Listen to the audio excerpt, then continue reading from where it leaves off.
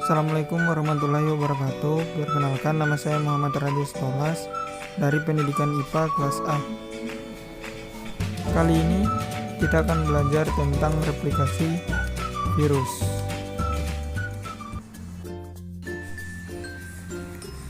Pengertian virus.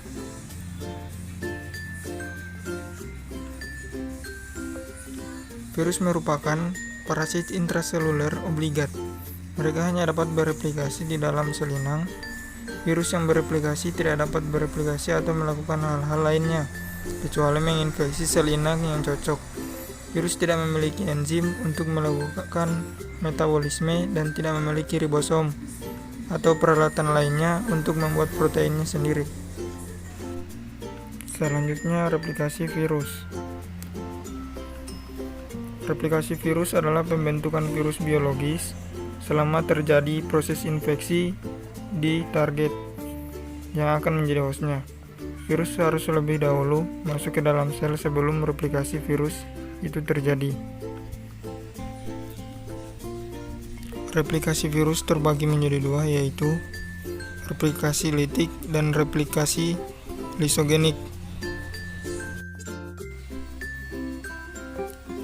Yang pertama ada replikasi secara litik, seperti contoh pada berikut. Baik, masuk pada tahap pertama, yaitu tahap penempelan atau adsorpsi. Pada tahap ini virus akan menempel pada sel inang dengan ikatan khusus antar kapsid protein virus dengan reseptor pada permukaan sel inang. Ikatan khusus ini membuat virus hanya dapat menempel pada inang tertentu. Apabila tidak cocok, maka virus tidak akan menempel. Masuk pada tahap kedua, yaitu tahap injeksi. Pada tahapan ini, virus mulai memasukkan DNA atau RNA yang terkandung di dalamnya, sedangkan selubung protein dari asal nukleat yang disebut kapsid tetap berada di luar sel. Setelah semua sel genetik berhasil masuk ke dalam sel inang, maka kapsid akan terlepas dari sel karena tidak berguna lagi bagi virus tersebut. Ketiga, tahap sintesis atau tahap pembentukan. Setelah berhasil menginjeksi asam nukleat, bakteriofagi tersebut menghasilkan enzim yang dikodekan dalam genomnya untuk menghentikan sintesis molekul bakteri. Setelah sintesis protein dan asam nukleat dari sel inang berhenti, virus akan mengambil alih proses metabolisme sel inang. DNA dan RNA dari sel inang kemudian digunakan untuk menggandakan asam nukleat virus sebanyak mungkin. Masuk pada tahap keempat, yaitu tahap perakitan. Pada tahap perakitan, virus akan membentuk tubuh mereka. Pada tahapan ini, kapsid yang telah terbentuk pada tahap sintesis akan mulai diisi dengan asam nukleat yang telah tereplikasi sehingga menjadi virus yang utuh. Kemudian, tahap kelima yaitu tahap lisis. Tahap ini merupakan tahap yang terakhir pada proses replikasi secara litik. Setelah terbentuk virus baru yang sempurna, maka induk virus akan mengeluarkan enzim lisosim untuk menghancurkan sel inang yang kemudian diikuti dengan pelepasan virus-virus baru.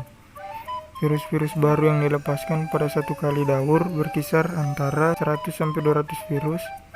Virus baru ini kemudian akan mencari sel lain untuk kemudian melanjutkan daur hidup mereka. Kemudian kita masuk pada replikasi secara lisogenik. Yang pertama ada tahap adsorpsi.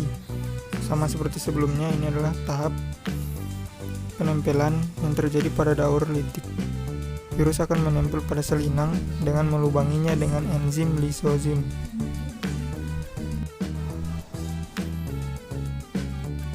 Masuk pada tahap 2, yaitu tahap injeksi. Tahap ini juga sama seperti yang terjadi pada daur litik, di mana virus mulai memasukkan asam nukleat ke dalam sel inang dan melepaskan kapsid yang sudah tidak digunakan. Masuk pada tahap ketiga, yaitu tahap penggabungan. Pada tahapan ini, virus akan memutus ikatan asam nukleat yang dimiliki sel inang dan masuk ke dalamnya untuk menggabungkan rantai telurnya. Jadi pada tahapan ini, virus tidak mengambil alih asam nukleat sel inang, melainkan membaur untuk membentuk suatu kesatuan yang disebut profag. Masuk pada tahap keempat, yaitu tahap pembelahan. Pada tahapan ini, asam nukleat virus yang telah bergabung dengan DNA sel inang tadi menjadi profag. Profag hanya akan bereplikasi ketika asam nukleat sel inang bersintesis dan melakukan pembelahan. Profag ikut membelah ketika DNA bereplikasi, sehingga jumlah profag akan sama dengan jumlah DNA hasil replikasi sel inang. Selanjutnya masuk pada tahap kelima, yaitu tahapan pemisahan. Pada kondisi di lingkungan buruk, profag yang semula tenang dan tidak merusak akan menjadi aktif. Hal ini biasanya dipengaruhi oleh keadaan lingkungan sekitar, seperti radiasi ultraviolet misalnya. Profag yang aktif akan memisahkan diri dari DNA sel inangnya, kemudian mengambil alih peranan DNA dalam hal sintesis protein. Selanjutnya masuk pada tahapan ke-6, yaitu tahapan sintesis. Sama seperti daur litik, pada daur lisogenik DNA dan RNA dari sel inang kemudian digunakan untuk menggunakan asam nukleat virus sebanyak mungkin.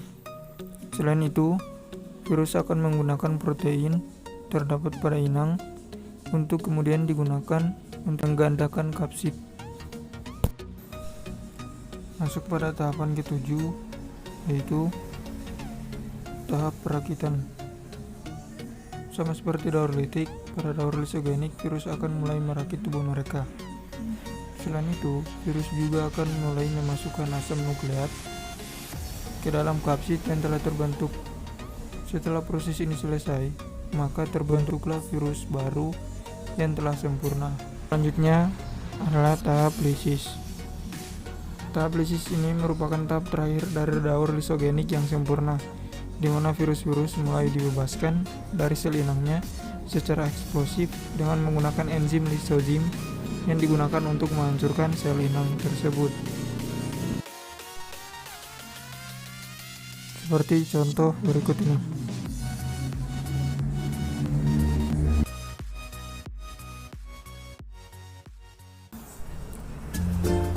Oke, terima kasih. Itulah video dari saya. Sekian. Wassalamualaikum warahmatullahi wabarakatuh.